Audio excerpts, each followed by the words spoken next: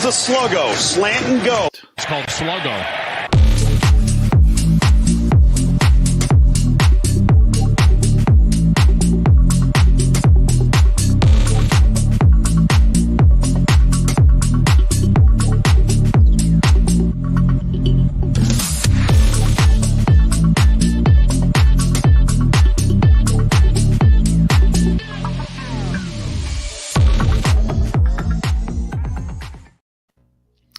Fellas, it's Wednesday night, episode 114 of Sluggo. Zach's got the wrong shirt on. I don't know, that W might stand for winner, because Casey and I, neither of us have the winner hats on, except world champion here. Oh, here we go. What's happening, Beef? Zach, what's going on, fellas? Not much. All I do is live the dream, Marty. Okay. What happened? I don't know what dream that is, but it's whose dream. But if I ever meet him, I swear to God. No. Doing well, man. Doing well. Good. Now, here's the setup. If you guys know, now I've changed computers today. My laptop struggling like Joe Namath to speak on Monday Night Football. So now I look like, you guys are bigger than me anyway, but now you look like monsters. And I look like, I don't know, 5'2". I can back away if it makes it better for anybody. Marky Mark or somebody like a Tom Cruise. That's what I look like. Yeah. You know, he looks huge on the screen and he's really like 5 foot. He's pretty short. Yeah. We have an announcement to make. We announced it last week, but really for real this week, Locks is our champion for the second week in a row. Beef has filed a protest, but it has been denied. Locks won. Now, what I wanted to show, I'm going to show our records and our total amounts. Yeah. He edged us. That's a great idea. There was a recount. There had to be a recount. It was so close. But Locks edged me and Beef out. Now, the good news is between Beef and I, we did get more wins than Locks did, between the two of us. But Beef, you and I are struggling in these contests this year because Chancey won the Rub and the Rock Pick'em, and guess who came in tied for last? Or I don't even remember if we were tied, but there was four of us, and we were not first or second. What do you got to say for yourself? Can we mix up the game next year or something? I don't know. Next year, can we play Casey Wins? Maybe we'll play. We'll have to include the prize picks in there somehow because I seem to do better when real money's involved. No. Flip a quarter, 50% chance. I don't know, something. Yeah. Yeah.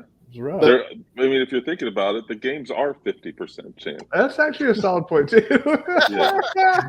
You really I don't know what to tell you, man. I was trying to help there, for real. I went for it early and I lost, and it was over for me early. And Beef's history suggests that it was over for him early too. But I lost all feelings for how to pick a football game and what to pick and what was important, and just not very good this year. And Locks, you 22-17, that's pretty solid. I think that's 56%. You had a couple of weeks in there where we questioned your sanity. Yeah. You were one questioning it too. So absolutely, yeah. I mean, the first third of the year I did really well, and then kind of in the middle it just whatever, nothing crazy, and then finished pretty strong. Well, actually, I went 3-0, 0-3, 3-0 for the last 3 weeks, but I don't have a rhyme or reason to it, y'all. I mean, Casey knows. He's seen this action before. It doesn't make sense.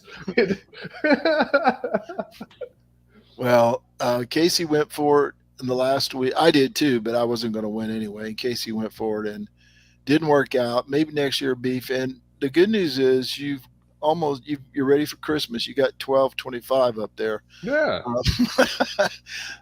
But between the three of us, what's that equal? 34, 48, and 65 and 4. Yeah. People come here for the picks. I knew what I was doing with the 12-25. Happy holidays, everybody. And Chansey, speaking of which, he says this year was upside down for the picks contest. Chansey won rubbing the rock when last year he on seldom used reserve. He slowly, quietly gave up in the middle of the season. Did not announce it, but he was so bad. But Chansey's having a good year. Sylvester says not your fault. It's a very strange football season. No one would have picked this season very well. 22-17 for the Locks. It wasn't that bad. We have I come for the laughs. Appreciate that, Sylvester. Hey, and by the way, Zach did earn a prize. His nose ring is currently being made in China. And the funny thing is on the website where I was ordering it, it says something like encrusted with 20 diamonds, and in parentheses it says, no, they're not real. So plastic is headed. More plastic is headed your way to go with your belt. Next year, I don't know what we're going to do. We're going to like a fake tattoo or something. I don't know. We'll come up with something. Don't worry about it, Beef. Oh, shade is being thrown. I'm done. I'm sorry. It was just right there for me. And it was pretty good, too. Yeah. Okay, fellas, time to get serious here. Saturday around noonish, disaster started happening, and Zach and I had to watch South Carolina beat Clemson, but Casey probably had the most interesting afternoon after all, too, and of all. Casey, you were hanging out with some Ohio State fans. How'd that work out?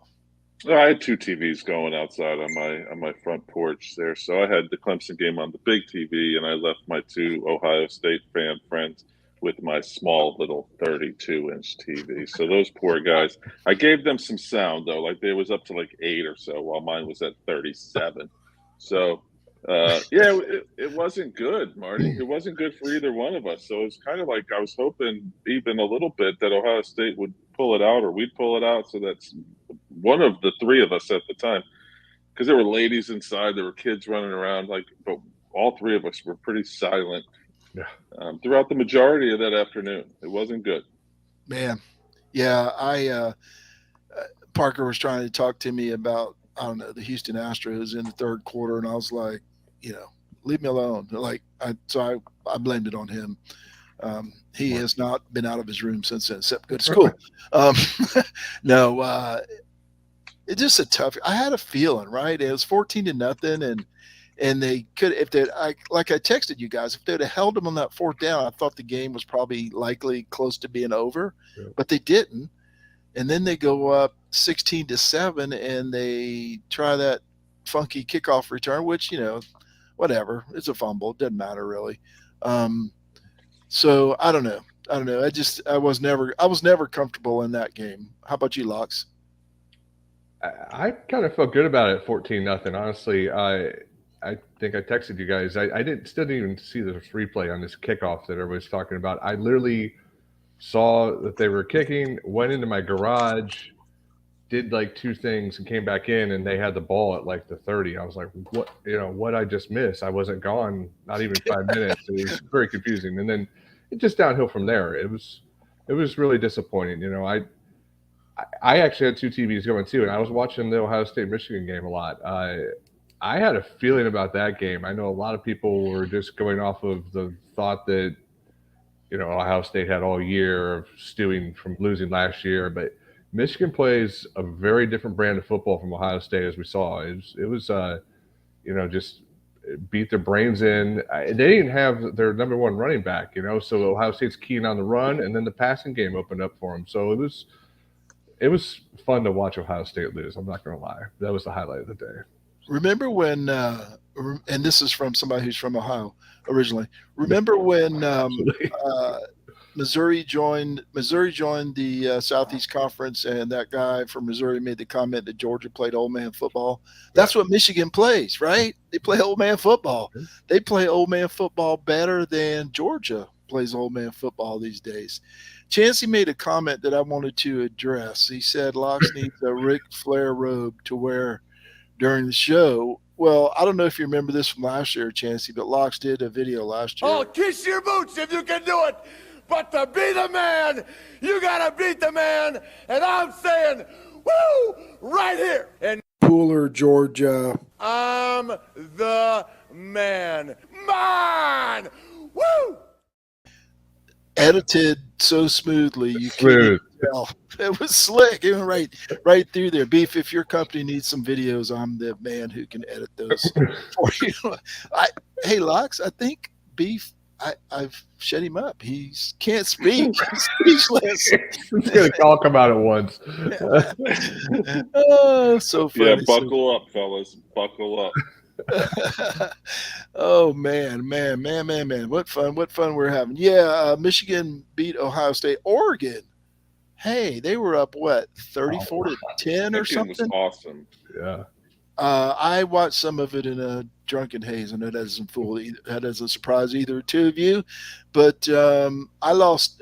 I turned. It's kind of like Locks in the Clemson game. I turned the channel, went somewhere else because it was a boring game. Came back and said, what happened? What happened? Did you see Beef? Obviously, you saw it. You said it was awesome. What happened? Yeah, well, I turned it on at the right time. Oregon was up 17 points in the fourth quarter. I think it was. Yeah, it was in the fourth quarter, and Oregon State just anything that Oregon did, Oregon State had an answer for it. It was all those cliches rolled into one, and you just felt it there too. It was kind of just like the Clemson game, although not to go back to that misery, but Clemson was set up to win.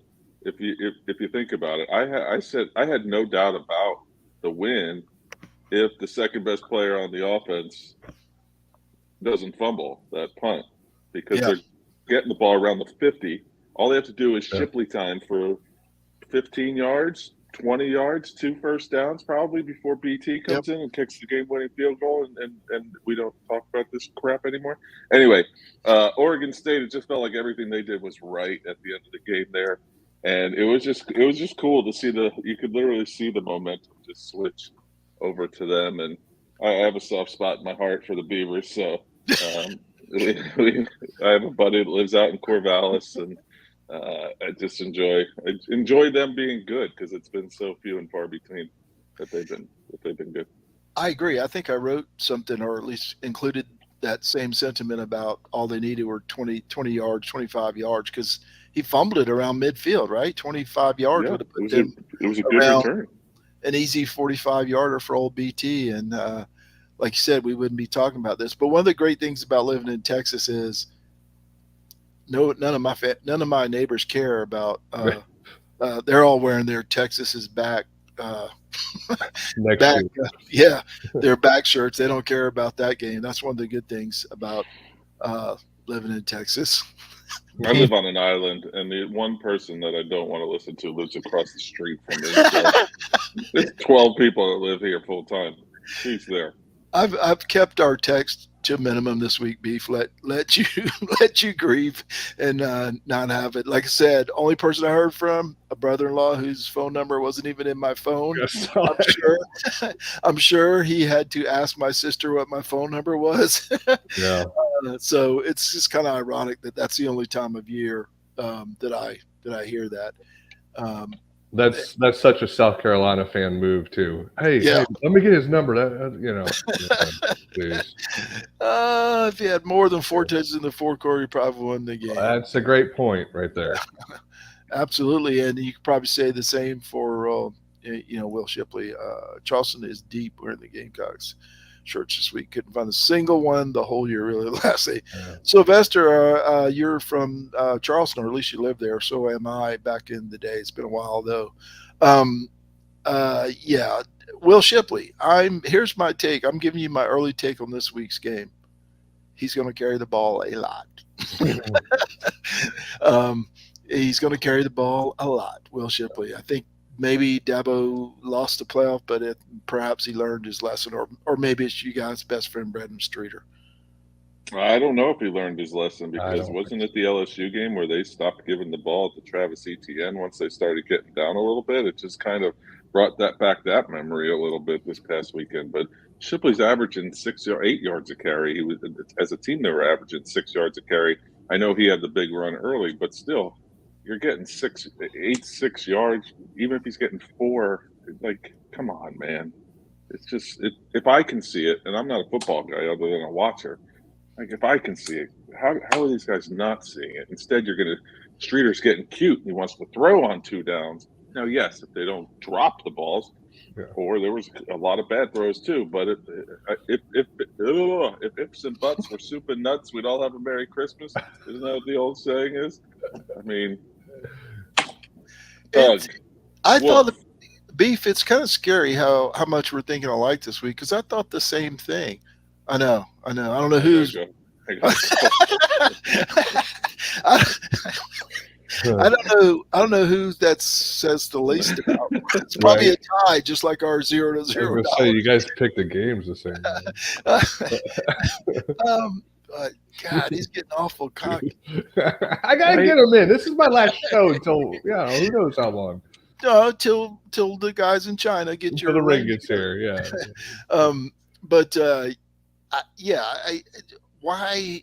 I don't understand it. It's like you said, he's trying to outsmart himself, right? And it's like, okay, it's 2nd and 5. They're expecting us to run, which they should because we're getting 6 yards a carry. But no, let's pass the ball because it's just weird. So if they stop him and he only gets 3, now it's 3rd and 2.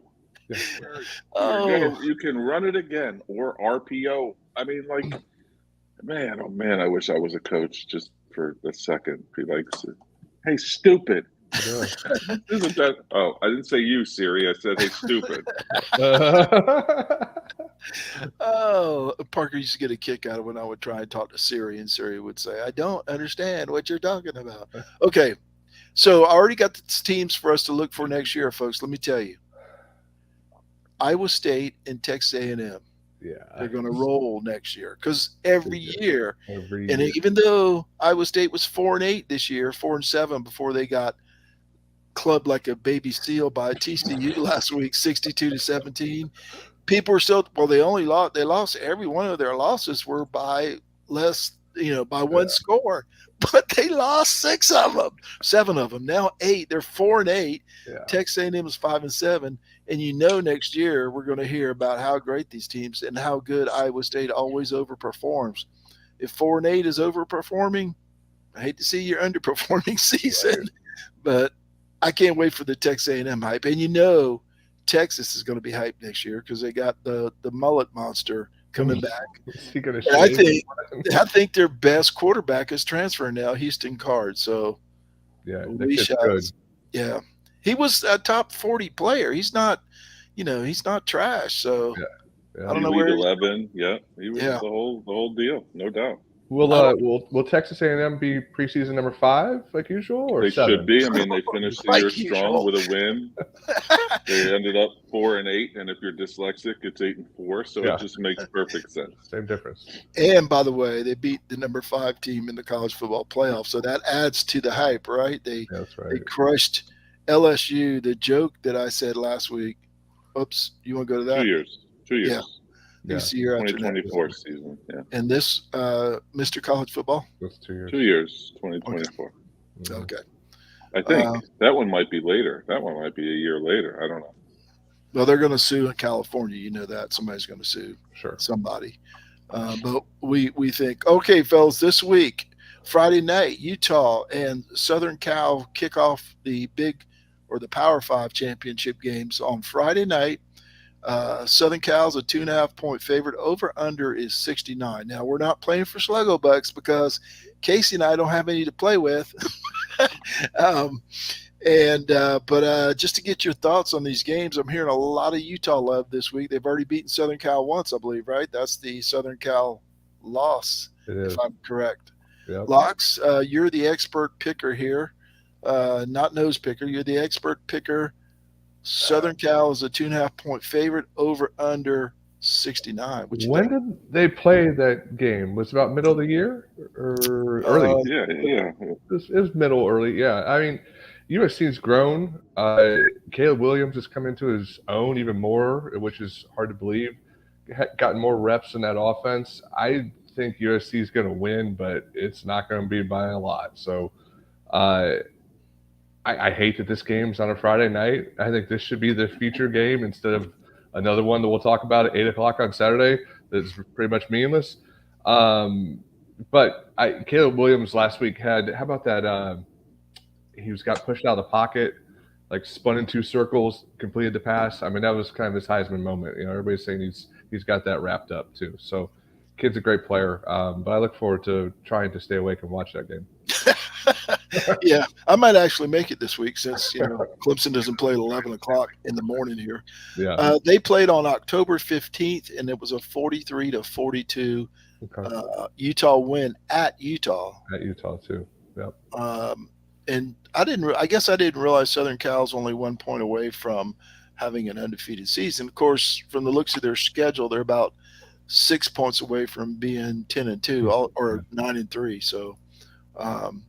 Could be. Well, that was meant to be a text. Beef, what you got on this game? Anything? I'm waiting on Chancey to tell me. No, that was a really good game, that Utah USC game. I remember it like it was October 15th. So I just think USC's rolling right now. I think Caleb Williams is as good. He's probably the Heisman winner, if we're being honest. And Lincoln Riley's got them rolling. They're playing a little bit of defense too. I do like Utah a lot. With Cam Rising, is he hurt? He might be hurt. Never heard of him. USC minus 2.5. All right, I'm going to go with USC minus 2.5 though, because I don't want to see Alabama make the playoff. They can get in. I mean, how stupid is it?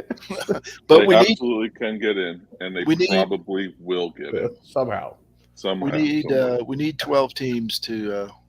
We really need 12 teams in this playoff. Yikes! It's going to be some crushing losses next year or whenever they go to 16. No Bama, no OSU. That's the other one that could get in. Okay, Kansas State and TCU, another 2.5 point spread. Now, I heard in this game, the initial game of the season, or the first time they played, TCU obviously won. They're 12-0, but they were down 28-10 in this game. Came back to win the game. Let's pull it up here. A good host would already have this up. 38-28. 38-28 on October 22nd. I remember that. And that game was at home for TCU. So Beef, you're a Big 12 expert. What you got on this one? Oh, absolutely. If there's an expert in the Big 12, you are looking at him. Max Duggan should be in New York City as well, especially because he's the best player on one of the best teams in the country. He's a great quarterback. He throws a very good long ball. I think this is TCU running away from this one. I don't know why, but I just believe that even though it was a close game the first time around, it's the same idea. Getting hot late. Kansas State's kind of sputtered through. What are they? I don't even know their record. They were 5-2 at that time. Not helping myself here. They're 9-3. 9-3. So they're having a good year, but yeah, TCU. That's good analysis right there. Nailed it. So here's some more good analysis. This game has a Big 12 game has a lower over-under than the Clemson-North Carolina game that we're teasing our 6 viewers with. 62 points in a Big 12 championship game. What is going on, Mr. Locks? It's the first thing I was going to say. Just hammer the over. I don't see how it's not. Kansas State can score too, and they've kind of had a little rotation of quarterbacks with injuries, but whoever they put in there just leads the offense just fine too. So they've come on stronger at the end of the year. It's going to be back and forth, TCU by 2 scores, I think, but I think the over-under should be somewhere around 72, not 62. Wow. It's going to be a fun one to watch at noon, though. Yeah, I'm going to take TCU on this one. I think they'll just roll over Kansas State. Chancey says, Athletic reported that the Rose Bowl might pass on Ohio State in favor of Penn State. They might have to when Ohio State's backdoors their way into the playoff. Yeah, that'll probably be true. And yeah, I'm going to take TCU. Okay, Locks' specialty here. LSU and Georgia, 17.5 point spread, 51 over under. This is one I think's low over under, Mr. Locks. Yeah. I think Georgia might score 51 by themselves. Texas A&M scored 30 something against LSU last week. Yeah. So It, what you got? It's a low over under. I mean, it's probably more like the same thing at 10 points, 61, something like that. But Georgia, they need some competition. That's how they've played a lot this year, man. They Georgia Tech, what was it, 10-7 halftime, and they ended up winning by like 35 or something. So it's not going to be much of a watch, I'm afraid. I'm not even hearing any Georgia fans talk about it. Like they're even excited about it either. You see the line 17.5. I just don't think LSU can hang with them. This is just a little primer for Georgia, getting ready to just run through the playoff, in my opinion. We call this an exhibition. Yeah. I would also take Georgia. I don't know if they'll cover 17.5. They don't want to get anybody hurt, but they'll win. Beef, you're shaking your head. He froze. Sure did. And a terrible look, too. Are you there? Earth calling Beef? I didn't hear what you said. It what's your broke take? up on me, so obviously my interweb. SEC game, championship game, what you got? LSU covers. Close game, 10 points. Georgia Close? wins. Okay. Yeah. All right. I like that. Not because LSU is good, but I just think that they've been playing down to their competition. That Harold Perkins, the ninth or whatever, the third, the linebacker for LSU is awesome and can take over a game. I don't know where he was last weekend, but he'll stop the run. He'll sack Stetson a couple of times. With those tight ends for Georgia, oh my God, they're monsters, man. Oh, they're four of them. Yeah, I think Perkins is in the transfer portal. That not really. That was a joke. Not a good one, but it was a joke. Purdue and Michigan. Here's another weird thing I noticed. The Purdue-Michigan game is a closer spread than Georgia and theoretically last week's number 5 team in the college football playoff, which is either says a lot about the college football playoff committee's ranking last week or something. I don't know. I think Michigan could crush them if they want to, but they don't need to. So I'd probably take the 17 points, but obviously a Michigan win. What you got, Beef? It moved down to 16.5 today since you produced this. So that obviously shows. I'm not sure. Yeah, this is Michigan running away, and in fact, I would probably go the over as well. This is one I would take Michigan with the 17 and 52. So over 52. I just think they're just too good right now. They're going to get probably humbled in the playoff, but they're probably the number 2 team in the country right now. And if Corum is healthy, maybe they get a chance in the playoff. Okay, well he'll have some time to heal. I don't know what the injury is. Has anybody heard what that injury is? They're keeping it pretty non-specific to knee or something. Yeah, nothing really firm. Still, he can deliver turkeys but can't carry a football. Yeah, injury. Really. So, what you got on this one, Zach? I would take the points in Purdue on this one personally.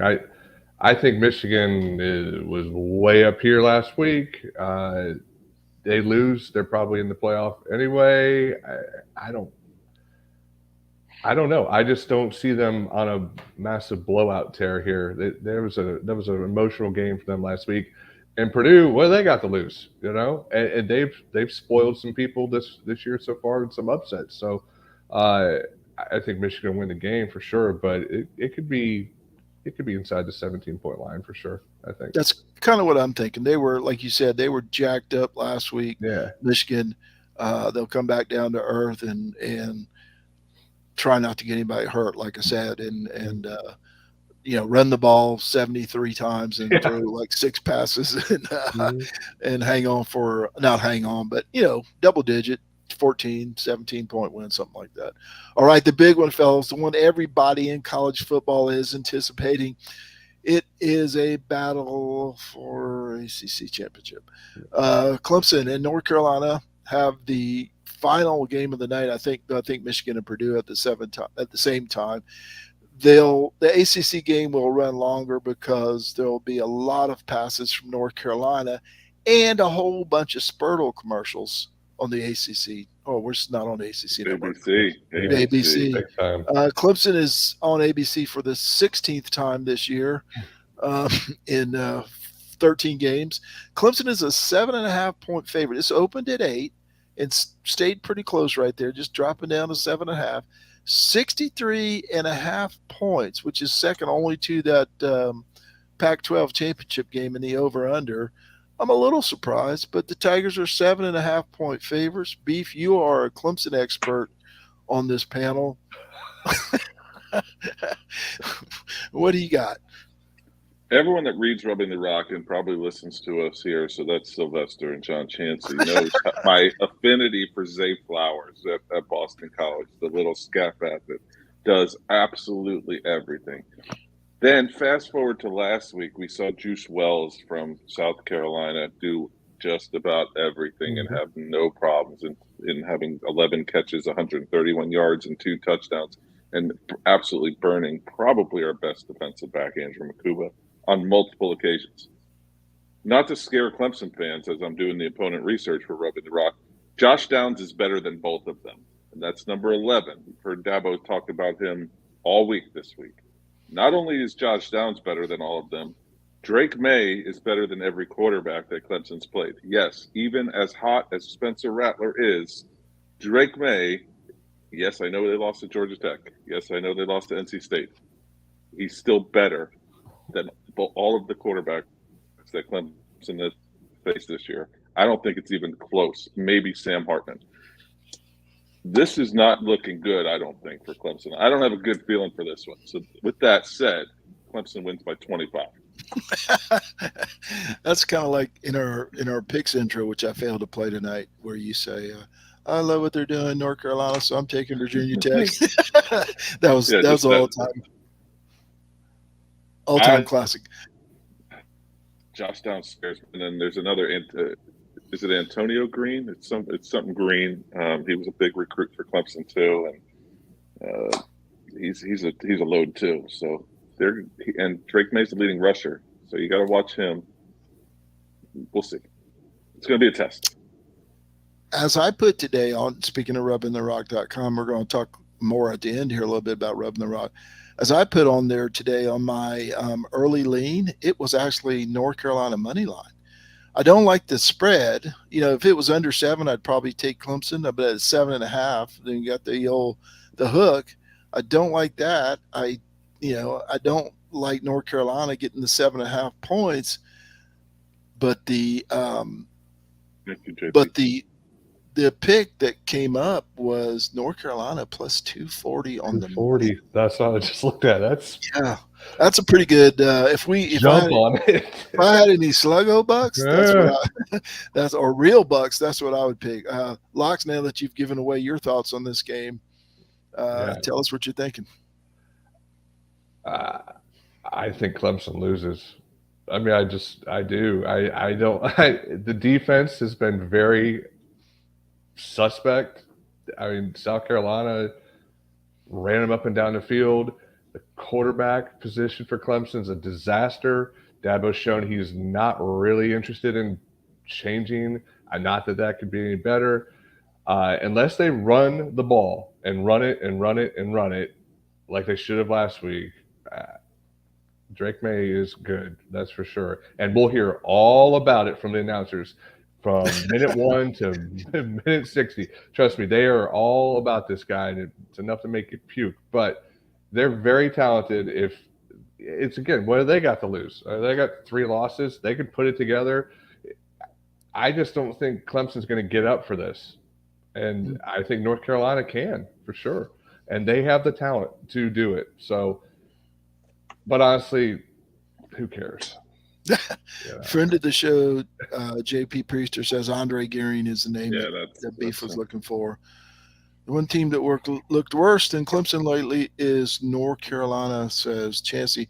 And that's true. I mean, they didn't look like they got up for any of those other games, and the last 2, I should say. Yeah. So the question is, does it mean anything to North Carolina? I think it probably does, more than it means to Clemson. One thing about Clemson, though, Dabo keeps those guys on an even keel for the most part, at least at least externally, right? I mean, we don't hear any of the stuff that we hear from a lot of the other programs when your big goal, is lost.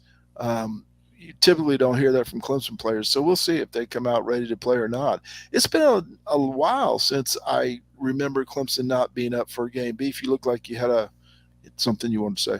I think Clemson's going to be ready. I really do. I think North Carolina State more even than Georgia Tech. Georgia Tech felt like a fluky win. I did watch a bunch of that NC State game because that was on Friday or Thursday or Wednesday, one of those Friday. off days. On Friday, yeah, it was good.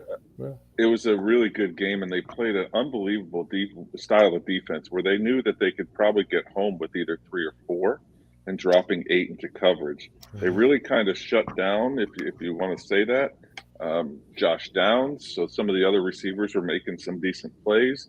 They kind of shut down Drake May as much as he could possibly have been shut down. So I think Clemson has the better defense than NC State. NC State's got some dogs at linebacker, though. So, I do trust this defense. It's just the ball's over the top. And you're not going to have Mickens. You're not going to have R.J. Mickens for the first half of this game because he had that targeting call in the second half of the South Carolina game. I don't know what's up with Makuba. He was so good last year. I'm just not getting it. I don't understand. Maybe it's the cross-training that he's doing with cornerback and safety. Maybe it's too much. I'm not sure. He hasn't been bad all year, but when Clemson's been beaten over the top, you usually see number one chasing. So I have faith in this team. I have faith in these coaches. I really do. I'm not a sunshine pumper by any stretch because I'm always thinking that they can lose. And here's how they can lose. And I've seen them lose. I think they stay up for this. And I think if they're smart on offense and run the bejesus out of Shipley and Mappa. But are they going to do it? They didn't do that last week, and I don't understand why. It felt like last week. It felt like, okay, DJ, we know you can throw. We have to show you. We have to show the country that you can throw. And he starts missing throws, and they're like, "Oh, you'll get it this time. Try again. Oh, all right, maybe this time you try again. Oh, that's good. JP put up. Jalen Phillips is banged up. That's awesome." You're supposed to be our therapist, JP. What are you doing? I did see Nelson had the stat that North Carolina lost now 2 weeks in a row to fourth string quarterbacks. So we should play Hunter Johnson or Hunter. Billy Helms. Crazy stat, though, right there. And I watched some of that North Carolina State game too because it was on Friday. And Drake May, he looked off. Maybe I'm not saying he's not good. I've obviously seen highlights, and the guys killed everybody. But he looked off. He did not look invincible to me. Now he didn't look like DJ looked Saturday, but it certainly didn't look invincible. I'm intrigued, kind of like you see the two trains heading toward each other, and you kind of I really shouldn't look at this. Yeah. I really shouldn't watch this, but I gotta take a peek and see what happens here. I don't know. I don't think Clemson covers the 7. I think if Clemson wins, it's close. Yeah. Or I think North Carolina wins. It's hard for me to picture a blowout here. Because as Beef pointed out, my lasting memory from South Carolina is watching Makuba try and track down somebody that he wasn't going to be able to track down. And boy, he had a good year last year. And like I said, I don't know what it is. It's just not the same. And as I always tell you, when they tell you about when you're looking at those guys, you really don't know whose fault it is, right? Because a lot of times there's touchdown passes and they're pointing at each other and yelling at each other because it looks like somebody got beat, but that's only because somebody else wasn't in the right spot, So I don't know. I think a close Clemson win or a North Carolina outright win wouldn't surprise me at all in this one. Like Sylvester said, I'm sorry to butt in. I'm going to be in that general vicinity on December 30th. And there's a part of me that wants to go. And then if it's one of those 3 teams, I don't know if I'm going to go. Alabama, Tennessee. You go to Tennessee, maybe. That's it's 8 o'clock at night. So in an hour and a half drive back to where we're staying. I don't know if I'm doing it. It doesn't sit in the pool. Might be better. That sounds better. JP says State and Tech have been able to Yeah. affect May, pressure him, and keep him contained. Is And Clemson disciplined enough both to do those that? teams have tremendous linebackers. Yeah, I mean, both those teams. Well, and so does Clemson. They do. Makuba came in fairly lighter than he played. He looked tiny. Yeah. He's pretty much playing with one arm with that brace. Okay, that could explain some of it. But I had a picture of him on Rubbing the Rock, and he looked like a high school kid out there. It was weird. I'm not worried about him, though. Like, I feel like it's just, next year he's going to be right back to it. I don't know why I don't feel bad. I don't feel worried about him. I'm not sure, but because I think we saw such greatness last year. Yeah, we know it's in him, right? It wouldn't be a surprise if he played well.